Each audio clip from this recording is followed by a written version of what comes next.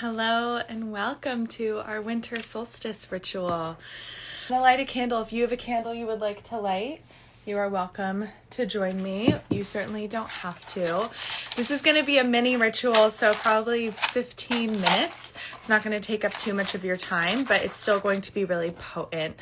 And one thing that we know is true, all of our ancestors honored the solstice, the longest night of the year, the shortest day, and all of our ancestors, no matter where they were in the world, would have, if they're in the northern hemisphere at this time of year, would have observed this longest night as not only a moment of metaphor and deep spiritual meaning for finding comfort and hope in the longest night, but also knowing that starting tomorrow, the days are going to start to become a little bit longer. And if you're in the southern hemisphere, it would be the summer solstice, so it'd be opposite. I'm going to do a little bit of smoke cleansing too with some mugwort. Then we're going to pull a card from my ritual deck. I have no idea what's going to come through. I'm going to ask a question around what would be most supportive to us, or what do we need to know on this winter solstice in order to support our growth in the season ahead. We're going to do some work around holding reverence for the sacred dark with the longest night. And we're going to do some visioning, instilling hope for as the days lengthen, as we move through this season ahead. Now that we're officially in winter, what do we want to feel in this season, and what do we want to manifest? So go ahead and find a comfortable place for your body to be, making any adjustments that need to be made. And I want you to just imagine that you are sending your energy across time and space to connect with everyone else watching this presently and in the future.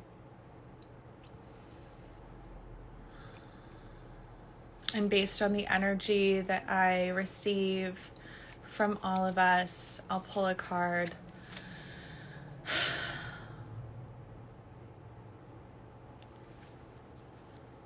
Connection. That's the message that came through. Connection. All right. So I want to know in the comments what you think of first when you hear the word connection. What first comes to mind? Is it connecting with other people? Is it inward connection to the divine, to the sacred, something greater? I want to hear from you. What is the first instinctual, intuitive thing that comes to mind when you hear the word connection?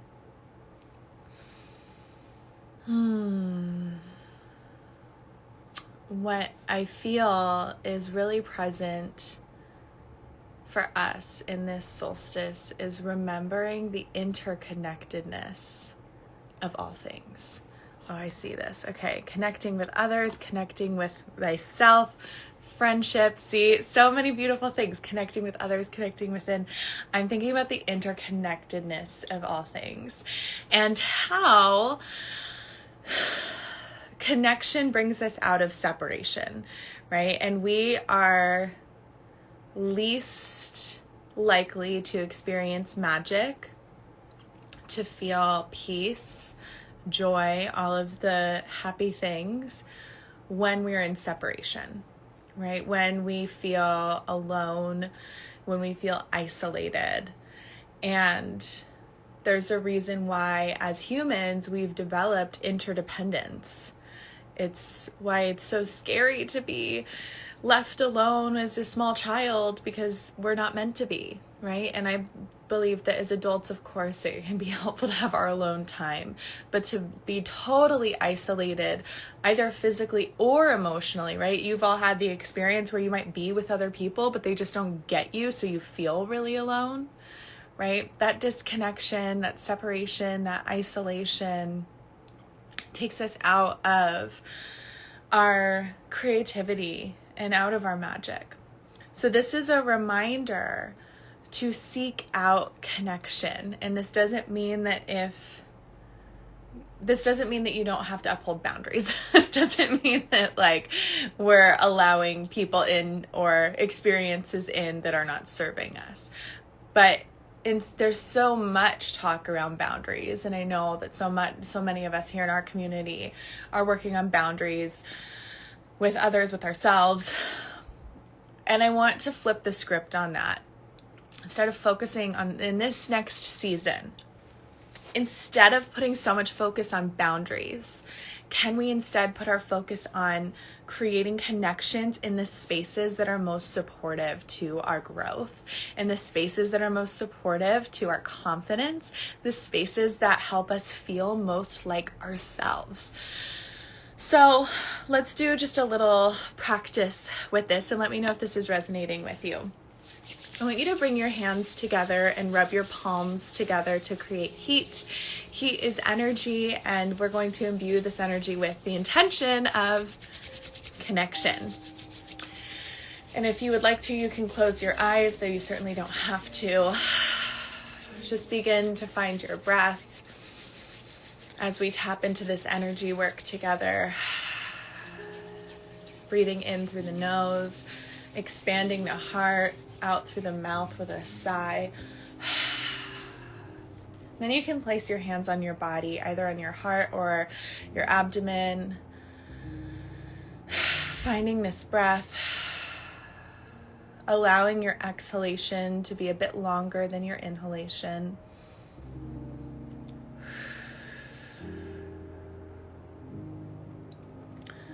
I invite you to consider,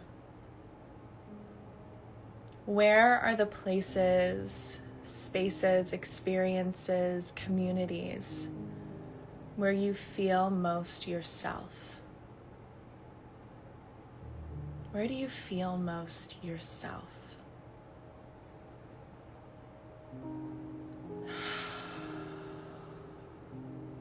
Just notice what comes through without judgment.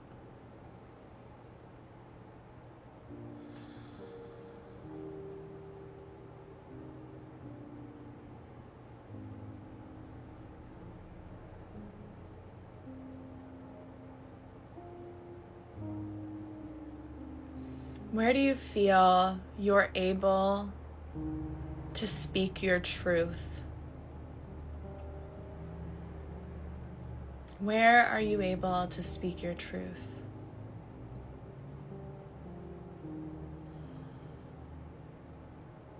Where can you most easily access your voice?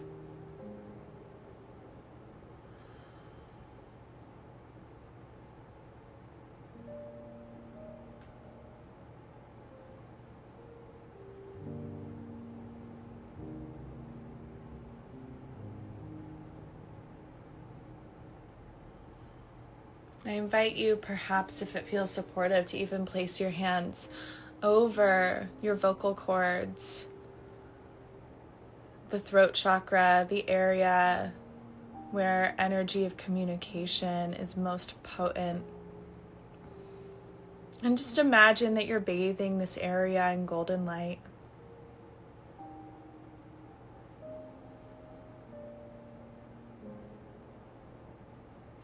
And I invite you to imagine yourself in this season ahead, speaking your truth without fear, standing in your own conviction and confidence.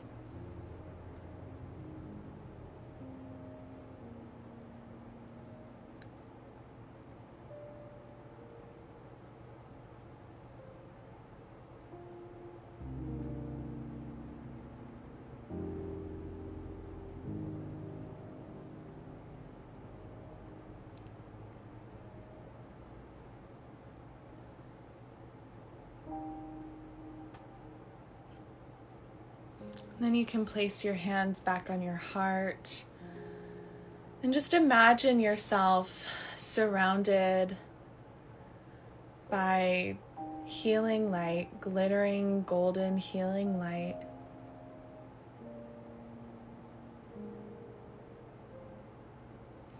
I'm going to say a few affirmations, and I invite you to repeat them either in your mind or out loud.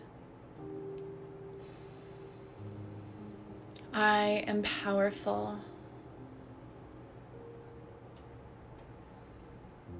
I am powerful. I am powerful.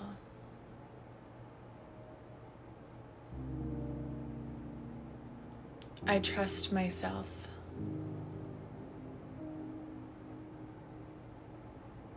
I trust myself.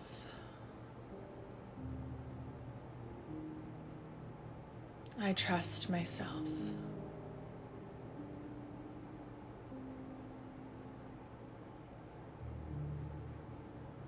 I want you to imagine yourself living in your fullest, authentic expression, whatever that means to you.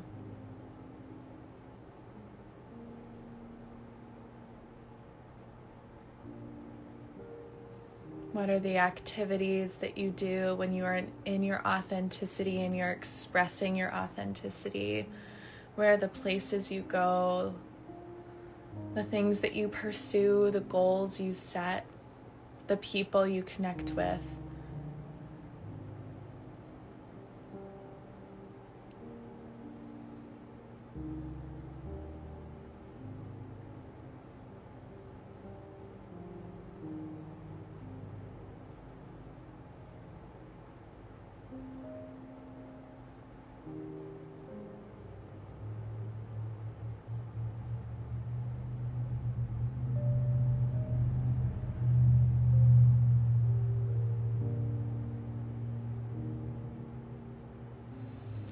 And when the time feels right, just saying one little blessing of gratitude to yourself for showing up in this moment, to your ancestors, to the universe, to the land that you're on.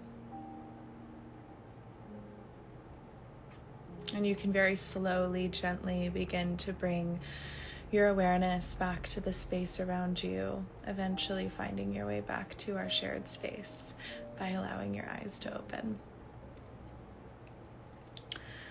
Welcome back. I would love for you to share in the comments anything that came through for you. I was really feeling this, like we focused on throat chakra because when we energetically started to tap into this essence of seeking out connection, I could hear this fear that, let me know if this resonates with you, this fear of what if I say the wrong thing, or I can't possibly be myself in that space. They're going to judge me. They're going to think I'm crazy. Like there's just all of that fear that I was sensing. So let me know if that's you, of like what happens if I do try to seek out connection in these spaces, and what are other people going to think, this like fear of judgment. And what this tells me about the collective energy moving forward is that we get to do two things at once.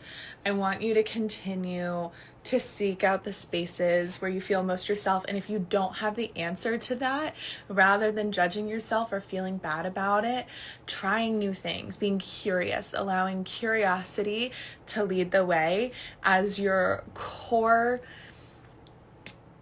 energy in this season ahead. Perhaps the intention for winter is curiosity. The other aspect of this that I want you to hold on to, rather than setting like a whole New Year's resolution or setting a whole vision for the year ahead, what if instead it's just for this season? Just for this season ahead. Like, what does it look like from now until March for you to be in that intention? Okay, the other thing that came through is as you're seeking out the spaces of connection and as you're holding intention just for this season, also continuing to do the work of healing your relationship to your authentic voice, so that as you go out into the spaces and places where you want to be, you are speaking your truth in a way that feels good to you. That is, the other piece that's coming through is being really conscious of like Okay, I think so many of us can fall in this trap of thinking that when we're really activated, when we're like really in that sacred rage, which is a good thing, but sometimes we can be like, I'm speaking my truth, but it's like from that place of defensiveness and fight. And that's can be helpful and important, but what I'm more interested in is helping you build the muscle around speaking your truth, not from a place of fight or fear, but from a place of intuitive knowing and inner wisdom and self-trust. And those are two different things that can definitely overlap, but that's the muscle I want you to build is speaking from the place of inner wisdom. And so these are just channeled messages that I have for you. And I hope that as you move forward through this solstice portal with the shortest day, the longest night, that these energies that we surrounded you with, we did some deep energy work together, that you feel really supported. I see, hi Maria. Maria says, I am my fullest self when I'm creating my art, especially my encouragement affirmation paintings. Beautiful, I love that. And hello from Indonesia, hi. Okay, let me know if this message resonates with you. I'd love to hear how you're celebrating the solstice. I got to play harp at an evergreen spiral, which is like, I posted about it in my stories. If you want to go back, you can probably still see it, but it's this big spiral of evergreen branches that is just steeped in ancient ritual and ceremony. And there's somebody sits at the center, and in this specific ceremony, all the children went to the person sitting in the center who had a candle, and they all had little candles, and they had their candles lit, and they placed their candles along the spiral, and I got to play harp while that was happening. It was so special. So that's one way I celebrated. This is another way I'm celebrating, and also just basking in the energy. It's a really potent time, and the winter energy is it's a wise woman energy, and there's this slow surrender, the quietude, the inward energy. And when I think of the ways to work with the wise woman, I think of the wise woman being, the grandmother who sings to you and places your head in her lap by the fire and pats your head and rubs your back and makes you a cup of tea. And that's the way I really want you to treat yourself. So see how you can bring that energy into your days, your weeks ahead as we move through this season. I'm sending you so many blessings, so much love. 20 minutes on the dot. Happy winter solstice.